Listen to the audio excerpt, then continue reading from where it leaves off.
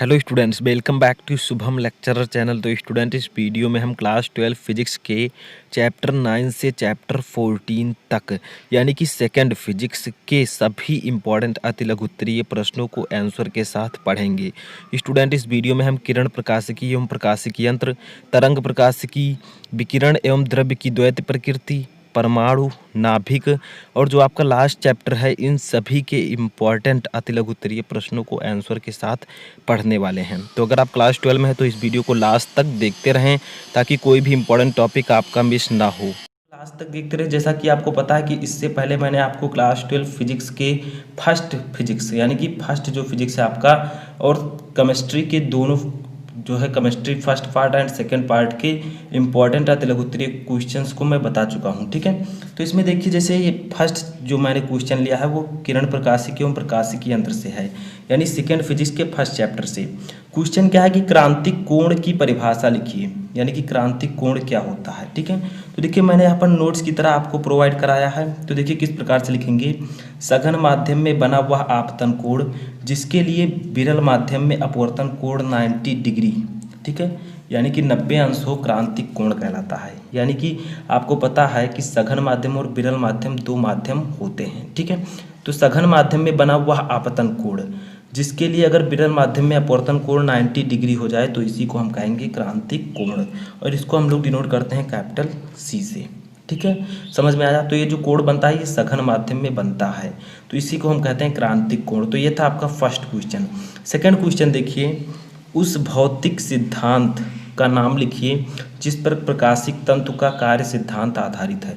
यानी कि ऐसे भौतिक सिद्धांत का नाम लिखना है जिस पर जो ऑप्टिकल फाइबर्स होते हैं यानी कि प्रकाशिक तंतु होते हैं उसका सिद्धांत जो है कार्य करता है। ठीक है, तो उस सिद्धांत का नाम है पूर्ण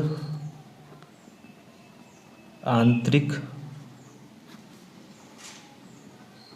परावर्तन। ठीक है, जो प्रकाशिक तंतु का कार्य सिद्धांत है वो पूर्ण आंतरिक परावर्तन के सिद्धांत पर आधारित है। ठीक है, तो उस भौतिक सिद्धांत का नाम लिखिए जिस पर प्रकाशिक तंतु का कार्य सिद्धांत आधारित है, तो वो पूर्ण आंतरिक परावर्तन पर आधारित है। अब देखिए थर्ड क्वेश्चन भी हमारा इसी चैप्टर से, फर्स्ट चैप्टर से। ठीक है, कि लेंस की क्षमता की परिभाषा लिखिए, यानी कि लेंस की जो क्षमता होती है वो क्या होती है। ठीक है, तो देखिए कैसे लिखेंगे। लेंस की क्षमता उसकी प्रति मीटर में नापी गई फोकस दूरी के व्युत्क्रम के बराबर होती है। यानी कि लेंस की क्षमता है वो फोकस दूरी के व्युत्क्रम के बराबर होती है, लेकिन जो फोकस दूरी होगी वो मीटर में होगी। अब पहले समझ लीजिए कि इसे डिनोट किससे करते हैं। तो लेंस की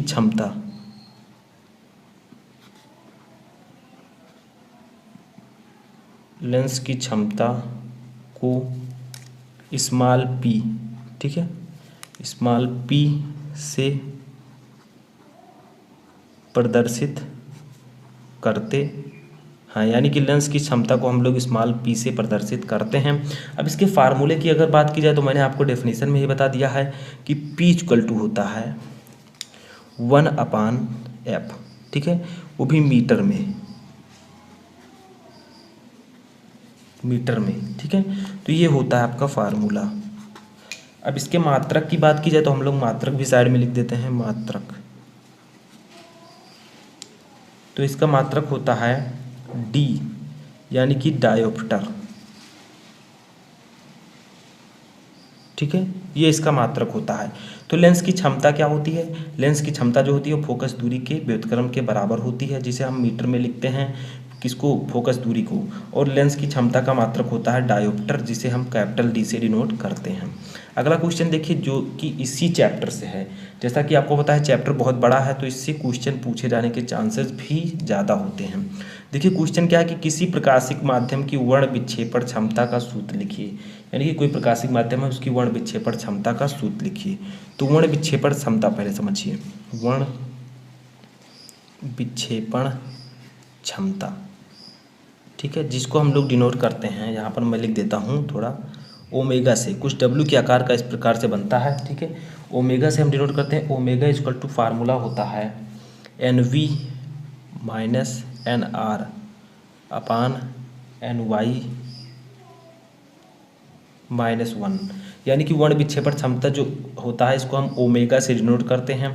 इसका फार्मूला होता है NV माइनस NR अपान NY माइनस 1, जहाँ पर NV क्या है, N है आपका अपवर्तनांक, पहले इसको समझिए, ठीक है। N है अपवर्तनांक, सभी N जो है अपवर्तनांक है, बट यहाँ पर जो V और Y है सब कलर्स को डिनोट करते हैं।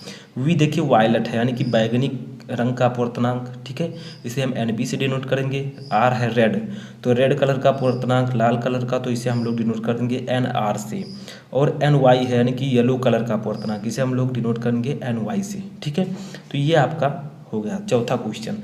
अगला क्वेश्चन हमारा है जो कि इसी चैप्टर से है। देखिए 5वां क्वेश्चन है, नेत्र की समंजन क्षमता से आप क्या समझते हैं। ये क्वेश्चन मोस्ट इंपॉर्टेंट है, ठीक है, और इसको आपको लिखना होता है किस प्रकार से। देखिए नेत्र की वह क्षमता जिसके कारण नेत्र लेंस की फोकस दूरी में परिवर्तन कर नज़दीक व दूर की वस्तुओं को स्पष्ट रूप से देखा जा सकता है, नेत्र की समंजन क्षमता कहलाती है। यानी कि समंजन क्षमता जो होती है वो दूर या नज़दीक की वस्तुओं को स्पष्ट रूप से देखने के लिए जो हमारे अंदर क्षमता पाई जाती है उसी को हम लोग कहेंगे समंजन क्षमता, ठीक है, नेत्र में, आँखों में। तो समझ में आया, नेत्र की वह क्षमता जिसके कारण नेत्र लेंस की फोकस दूरी में परिवर्तन कर नज़दीक व दूर की वस्तुओं को स्पष्ट रूप से देखा जा सकता है, इसे हम लोग कहते हैं नेत्र की समंजन क्षमता। ये था आपका फर्स्ट चैप्टर से 5 क्वेश्चंस। अगला चैप्टर हमारा आता है तरंग प्रकाश की, उसका क्वेश्चन जो है 6 क्वेश्चन जो है उसी चैप्टर का है, ठीक है। क्वेश्चन क्या है कि प्रकाश के विवर्तन से आप क्या समझते हैं, यानी कि प्रकाश का विवर्तन क्या होता है। तो देखिए डेफिनेशन लिखना है आपको सिंपली, क्योंकि अतलग उत्तरीय है तो छोटे से क्वेश्चन पूछे जाएंगे। तो देखिए जब प्रकाश किसी अवरोध या द्वारक पर, अवरोध का मतलब अवरोध या द्वारक, ठीक है, द्वारक जो होता है लेंस में, तो जब प्रकाश किसी अवरोध या द्वारक पर आकर किनारों से मुड़ जाता है तब प्रकाश का इस प्रकार मुड़ना ही प्रकाश का विवर्तन कहलाता है। यानी कि अगर प्रकाश है वो किसी द्वारक से आकर किनारों से मुड़ जाए, ठीक है, तो उसी इस प्रकार का मुड़ना प्रकाश का विवर्तन कहलाता है, ठीक है। तो ये आपका सिंपली हो जाएगा। 7वां देखिए क्या है, ये क्वेश्चन मोस्ट इंपॉर्टेंट है। ऐसी 2 भौतिक घटनाओं का उल्लेख कीजिए जो प्रकाश की तरंग प्रकृति की पुष्टि करती है। यानी कि ऐसी कौन सी 2 घटनाएं हैं जो यह प्रदर्शित करती हैं कि प्रकाश जो है वो तरंग के रूप में कार्य करता है, ठीक है। तो ये दोनों घटनाएं हैं, फर्स्ट है व्यतिकरण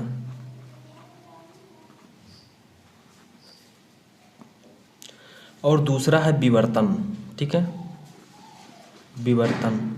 तो ये दोनों भौतिक घटनाएं ये प्रदर्शित करती हैं कि जो प्रकाश है वो तरंग के रूप में कार्य करता है, ठीक है। तो ऐसी 2 भौतिक घटनाएं जो है वो व्यतिकरण तथा विवर्तन हैं जो यह उल्लेख करती हैं कि प्रकाश की तरंग जो है प्रकृति होती है, ठीक है। 8वां क्वेश्चन हमारा अगले चैप्टर से जो कि है विकिरण तथा द्रव्य की द्वैत प्रकृति। इसमें 2 क्वेश्चन मोस्ट इंपॉर्टेंट मैं मानता हूँ, एक है कार्यफलन, ठीक है, और दूसरा है देहली आवृत्ति। तो इन दोनों क्वेश्चन को तैयार करना मोस्ट इंपॉर्टेंट है। 8वां क्वेश्चन क्या है, कार्यफलन की परिभाषा लिखिए, यानी कि कार्यफलन क्या होता है। तो देखिए वह न्यूनतम प्रकाश ऊर्जा जो किसी धातु पृष्ठ से इलेक्ट्रॉन उत्सर्जित करने के लिए आवश्यक होती है उस धातु का प्रकाश वैद्युत कार्यफलन कहलाता है। यानी कि कोई ऐसी न्यूनतम ऊर्जा, मान लीजिए कोई मेटल है ऐसा कि आपको पता है कि इसके अंदर छोटे छोटे इलेक्ट्रॉन्स होंगे, ठीक है, तो वह न्यूनतम प्रकाश की वह न्यूनतम ऊर्जा जो इस धातु की प्लेट पर पड़ती है तो इलेक्ट्रॉनों के उत्सर्जित यानी कि इलेक्ट्रॉनों के बाहर करने के लिए उत्तरदायी होती है, उसे हम लोग कहते हैं प्रकाश वैद्युत कार्य फलन, ठीक है। तो ये समझ में आया, ये आपका मोस्ट इंपॉर्टेंट है। तो वह न्यूनतम प्रकाश ऊर्जा जो कि किसी धातु पर अगर वो प्रकाश पड़ता है, प्रकाश की इतनी ऊर्जा होनी चाहिए कि जब वह किसी धातु की पृष्ठ पर पड़े तो इलेक्ट्रॉनों का उत्सर्जन होने लगे, उसी को हम लोग कहते हैं कार्य फलन, ठीक है, उस ऊर्जा को। तो समझ में आया। अब इससे हम लोग W से व्यक्त करते हैं, यानी कि इसे हम लोग कैपिटल W से डिनोट करते हैं।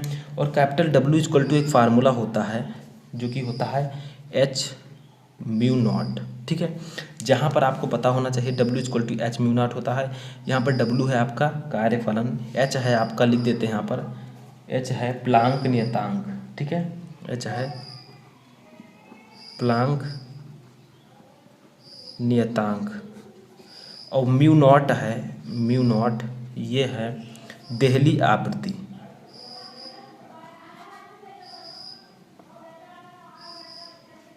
देहली आवृत्ति। तो W equal to H mu naught होता है, H है प्लांक नियतांक, म्यू नॉट है आपका देहली आवृत्ति, ठीक है। तो ये होता है फार्मूला। इसे एक प्रकार से हम और लिख सकते हैं, उसको भी बता देता हूँ। तो वो होता है W इक्वल टू, ठीक है, एच सी अपान लैम्डा, ठीक है। तो W इक्वल टू हम लोग लिख सकते हैं H C upon lambda naught. तो ये समझ में आया। जहाँ पर आपको पता होना चाहिए कि एच है आपका प्लांक नियतांक, सी है प्रकाश की चाल, और लैम्डा नॉट है देहली तरंग दैर्ध्य, ठीक है, देहली तरंग दैर्ध्य। तो ये आपको समझ में आना चाहिए। दो चीज़ें हैं, अगर म्यू नॉट है तो देहली आवृत्त है, अगर केवल म्यू होता तो आवृत्त होता। अगर लैम्डा नॉट है तो देहली तरंग दैर्ध्य है, अगर केवल लैम्डा होता तो देहली वाली तरंग दैर्ध्य होता, ठीक है। तो ये आपका फार्मूला होता है कार्यफलन का। अब देखिए अगला क्वेश्चन हमारा है देहली आवृत्ति से आप क्या समझते हैं। जैसा कि मैंने आपको अभी बताया कि म्यू नॉट जो है आपका देहली आवृत्ति है, बट ये होता क्या है। देखिए सिंपल सा फंडा है, वही जो मैंने उसमें बताया था आपको कि देहली आवृत्ति आपतित प्रकाश की वह न्यूनतम आवृत्ति है जो किसी धातु से प्रकाश इलेक्ट्रॉन का उत्सर्जन कर सके। मान लीजिए कि कोई मेटल है, इसके अंदर बहुत सारे इलेक्ट्रॉन्स होते हैं, जैसा कि आपको पता है मेटल के अंदर इलेक्ट्रॉन्स होते हैं। तो आपसे कहा जा रहा है कि प्रकाश की वह न्यूनतम आवृत्ति जो किसी धातु पर पड़ने से उससे इलेक्ट्रॉनों का उत्सर्जन कर सके, यानी कि उस धातु से इलेक्ट्रॉनों को बाहर कर सके, उसी को हम लोग कहेंगे देहली आवृत्ति। प्रकाश की इतनी आवृत्ति होनी चाहिए, ठीक है। और आपका जो कार्यफलन था उसमें क्या था कि प्रकाश की उतनी ऊर्जा, वह ऊर्जा जो किसी धातु की प्लेट से इलेक्ट्रॉनों का उत्सर्जन कर सके, ठीक है। तो ये आपका होता है। अब इससे हम लोगों ने आपको बताया कि म्यू नॉट से डिनोट करते हैं, तो म्यू नॉट से प्रदर्शित करते हैं।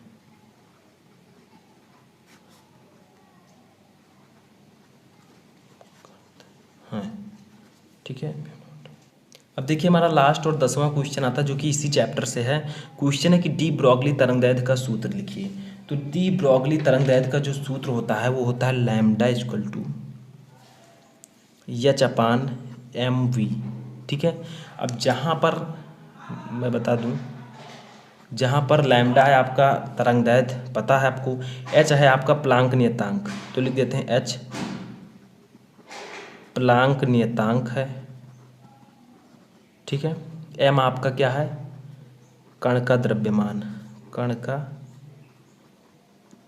द्रव्यमान, और जो आपका वी है वो है कण का वेग। तो ये आपका होता है डी ब्रॉगली तरंगदैर्ध्य का सूत्र, lambda equal to H upon M B, जहाँ एच है प्लांक नियतांक, एम है कण का द्रव्यमान, वी है कण का वेग, ठीक है। तो इस फार्मूले अगला चैप्टर यानी कि 12वां चैप्टर आता है परमाणु। परमाणु से कौन सा क्वेश्चन इंपॉर्टेंट है, किसी परमाणु की त्रिज्या के मान की कोटि तथा किसी नाभिक की त्रिज्या के मान की कोटि लिखिए। तो बच्चों जो परमाणु की त्रिज्या होती है वो 10 के घात -10 मीटर के बराबर होती है, ठीक है, लगभग। और जो नाभिक की त्रिज्या होती है न्यूक्लियस की वो होती है 10 के घात -15 मीटर। समझ में आया। तो ये क्वेश्चन भी काफी ज्यादा इंपॉर्टेंट है, तो इसको भी आप लोग तैयार कर लीजिएगा।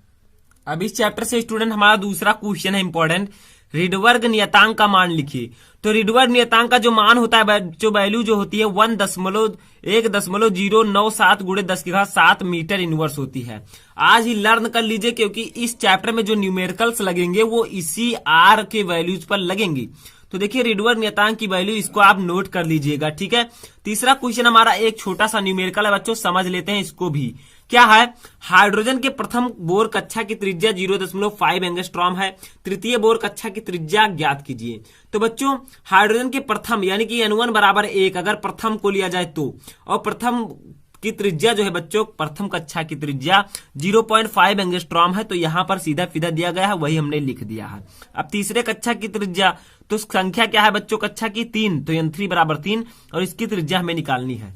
तो N3 अगर हमें निकालना है बच्चों तो हमें एक फार्मूला लगाना होगा, N3 इक्वल टू क्या होगा स्टूडेंट, N3 अपान N1 का होल स्क्वायर इंटू R1। तो बच्चों यहां पर जो होता है आपका R3 निकालना है, तो R3 बराबर ये फार्मूला होता है स्टूडेंट N3 अपान N1 का होल स्क्वायर इंटू R1, ठीक है। अब R3 यानी कि तीसरे कक्षा की त्रिज्या हमें निकालनी है, तो N3 जो है बच्चों ये यानी कि तीसरी कक्षा है, तो यहां पर 3 इसकी वैल्यू लिखेंगे, N1 की वैल्यू 1 लिखेंगे, इसका होल स्क्वायर इंटू फर्स्ट कक्षा की त्रिज्या 0.5। अब हमारा यही स्टूडेंट 3 का होल स्क्वायर हो जाएगा 9 गुणे 0.5, और हमारी जो तीसरी कक्षा की त्रिज्या आएगी वो 4.5 एंगस्ट्रॉम आएगी, यानी कि 4.5 एंगस्ट्रॉम, तो बच्चों ये न्यूमेरिकल आप इसी फार्मूले से लगा सकते हैं। तो आई होप कि आपको ये न्यूमेरिकल भी समझ में आ चुका होगा। तो हम बढ़ते हैं अपने स्टूडेंट 13वें चैप्टर की ओर, जिसका नाम है नाभिक। तो बच्चों हमारा नाभिक चैप्टर जो है 13वां चैप्टर, उसमें क्या है, फर्स्ट क्वेश्चन, किसी नाभिक से एक बीटा कण निकलने पर उसके परमाणु क्रमांक तथा द्रव्यमान संख्या में क्या परिवर्तन होगा। बच्चों अगर कोई नाभिक है उसमें से बीटा कण निकल जाता है तो उसके द्रव्यमान संख्या और परमाणु क्रमांक में क्या अंतर होगा, क्या परिवर्तन होगा, क्या बदलाव होगा। तो देखिए आंसर सीधा सीधा है, अगर किसी नाभिक के से एक बीटा कण निकल जाता है तो परमाणु क्रमांक में 1 की वृद्धि हो जाएगी और द्रव्यमान संख्या में कोई भी परिवर्तन नहीं होगा। समझ में आया। तो अगर किसी नाभिक से एक बीटा कण निकलता है तो परमाणु क्रमांक में 1 बढ़ जाएगा और द्रव्यमान में कोई परिवर्तन नहीं होगा, द्रव्यमान संख्या में। तो गाइज ये था आपका फर्स्ट क्वेश्चन। हम देखते हैं अपना सेकंड क्वेश्चन इस चैप्टर से, जो कि इंपॉर्टेंट है नाभिक से। क्या है, भारी जल का प्रयोग मुख्यतः कहां और किस लिए किया जाता है। तो बच्चों भारी जल का जो प्रयोग होता है बच्चों नाभिकीय रिएक्टर में न्यूट्रॉनों की गति मंद करने के लिए, यानी कि भारी जल का उपयोग जो होता है बच्चों नाभिक चैप्टर में नाभिकीय रिएक्टर में न्यूट्रॉनों की जो गति होती है उसको धीमा करने के लिए, मंद करने के लिए किया जाता है। बच्चों अब हम देखते हैं अपना तीसरा क्वेश्चन, जो कि इस चैप्टर से है, वो न्यूमेरिकल है। न्यूमेरिकल्स मैंने क्यों लिए हैं छोटे छोटे बच्चों, क्योंकि न्यूमेरिकल फिजिक्स में काफी ज्यादा महत्वपूर्ण योगदान देते हैं, तो इसीलिए मैंने न्यूमेरिकल्स को लिया है। देखिए आपका न्यूमेरिकल क्या है, एक रेडियो एक्टिव पदार्थ की अर्धायु 693 वर्ष है, इसका क्षयांक ज्ञात कीजिए। तो बच्चों यहाँ पर एक बात ध्यान दीजिएगा, क्षयांक जो होता है उसे हम लोग लैम्डा से डिनोट करते हैं। अब lambda equal to student log E2/T, या फिर आप सीधा सीधा लिख सकते हैं स्टूडेंट लैम्डा यानी कि क्षयांक equal to 0.6931 upon capital T. अब स्टूडेंट 0.6931 आप लोग यहां पर ऐसे रहने दीजिए, कैपिटल टी आपका दिया गया 693 वर्ष, तो आप लोग यहां पर लिख दीजिए वही, ठीक है, जो आपका यहां पर दिया गया है स्टूडेंट। देखिए अर्ध आयु 693 वर्ष है, उसको आप यहां पर लिख सकते हैं। तो हमने स्टूडेंट यहां पर लिख दिया है, बस आपको थोड़ा सा यहां पर समझना है, ये 693 होगा, ठीक है, बस 693 वर्ष, और इसको हमने कट किया, लैम्डा इक्वल टू 0.001 वर्ष इनवर्स आ गया। तो बच्चों अब हम देखते हैं अपने लास्ट लेसन, जिसका नाम है अर्धचालक इलेक्ट्रॉनिकी, ठीक है, उससे हम इंपॉर्टेंट क्वेश्चन देख लेते हैं। तो बच्चों हमारा लास्ट चैप्टर आता है अर्धचालक इलेक्ट्रॉनिकी पदार्थ युक्तियां तथा सरल परिपथ। देखिए इसमें फर्स्ट क्वेश्चन है, एंड गेट का लॉजिक प्रतीक बताइए। मैंने ऑलरेडी आपको बताया है, जाकर वीडियो देख लीजिएगा। और यही होता है बच्चों, इसमें 2 इनपुट होते हैं, एक आउटपुट होता है। इनपुट को ये बी से और आउटपुट को वाई से, इसी प्रकार से आप बनाइएगा, ठीक है, यही लॉजिक प्रतीक है इसका। दूसरा क्वेश्चन हमारा आता है, ठोसों में उपस्थित ऊर्जा बैंडों के नाम लिखिए। तो ठोस में जो ऊर्जा बैंड होते हैं उनको हम कहते हैं चालन बैंड और संयोजी बैंड। चालन बैंड फर्स्ट है, संयोजी बैंड सेकंड है। बच्चों तीसरा क्वेश्चन हमारा आता है, एलईडी का पूरा नाम लिखिए। एलईडी का फुल फॉर्म क्या होता है, लाइट एमिटिंग डायोड, इसे हिंदी में कहते हैं प्रकाश उत्सर्जक डायोड। चौथा क्वेश्चन हमारा आता है इस चैप्टर से बच्चों, एक न्यूमेरिकल है, ठीक है, ये न्यूमेरिकल इंपॉर्टेंट है, आप लोग यहीं पर देख लीजिए क्या है। एक ट्रांजिस्टर प्रवर्धक के लिए बीटा बराबर 30, लोड प्रतिरोध RL बराबर 4, ठीक है, केल्विन ओम, तथा निवेशी प्रतिरोध RI बराबर 400 ओम है, इसका वोल्टता प्रवर्धन ज्ञात कीजिए। तो ये एनसीईआरटी बुक का एक इंपॉर्टेंट टॉपिक है, एक इंपॉर्टेंट न्यूमेरिकल है। तो वोल्टता प्रवर्धनांक ज्ञात करना हो तो ये बराबर beta into RL upon RI, ये फार्मूला होता है। अब इसी फार्मूले पर हम इसकी वैल्यूज को रख देंगे, हमारा ए जो है बच्चों निकल आएगा, जो कि है वोल्टता प्रवर्धनांक। तो बच्चों आई होप कि आपको ये वीडियो लास्ट तक आप लोगों को समझ में आ चुकी होगा, एक एक क्वेश्चन आपको समझ में आ गया होगा। तो स्टूडेंट वीडियो के लास्ट में मैं यही कहना चाहूंगा कि अगर वीडियो पसंद आया हो वीडियो को लाइक कर दीजिए, चैनल पर नए हैं चैनल को सब्सक्राइब कर लीजिए और अपने बेस्ट फ्रेंड्स के साथ इसे शेयर कर लीजिए, ताकि उन्हें भी इस वीडियो का फायदा यानी कि बेनिफिट मिल सके। तो स्टूडेंट इस वीडियो में फिलहाल इतना ही, आप लोग तैयारी करते रहिए।